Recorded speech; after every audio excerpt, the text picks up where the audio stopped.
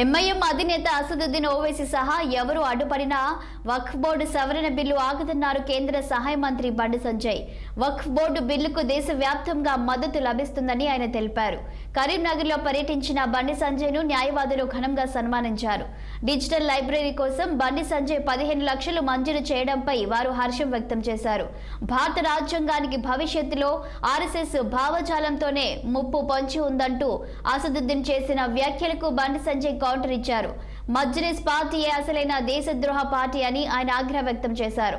మోదీ ప్రభుత్వం జాతీయవాద భావజాలంతో పనిచేస్తుందన్నారు. దేశం ప్రజల కోసం మోదీ ప్రభుత్వం మరిన్ని కఠిన నిర్ణయాలు తీసుకునేందుకు వెనుకాడబోదని ఉద్ఘాటించారు బండి సంజయ్.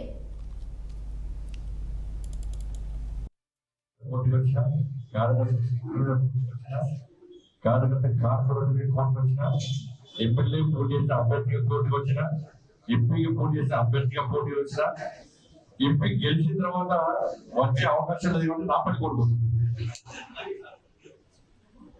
కలిసే అవకాశం లేదు. నాకు అన్ని శిక్షలు తెలుసు. అందరు అడ్వకేట్లతో తన దగ్గర అందరికీ కాపాడారు. నా మీద ఏ ఒక్క కేసును కూడా కరీంనగర్లో నాకు కుటుంబ సమస్యలు, కుటుంబ కేసులో, సొంత కేసులో, శాఖ పంచాయతీలో నాకైతే లేవు. నేను ఏదైనా కూడా ఇంతకుముందే మా పేరును కూడా మా పొరుగు వీరును కూడా మాత్రం జైలుకి వచ్చినారు. మా పొరుగు వీరును కూడా మాత్రం కొట్టాడు ధర్మం కోసం.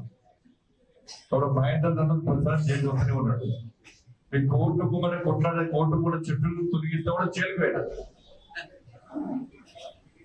ఇండియా పాకిస్తాన్ మ్యాచ్ అంటే పాకిస్తాన్ జైలు కూడా కొట్టాడు కూడా జైలుకి వెళ్ళినా మీరే కాపాడినారు. ఇప్పుడే మాట్లాడాడు మన గురించి అసౌద్రావు మాట్లాడాడు. కోర్టు బిల్లు గురించి మీ అందరికీ ఐడియా అడ్వకేట్స్ అందరూ కూడా ఎంత అనర్థాలు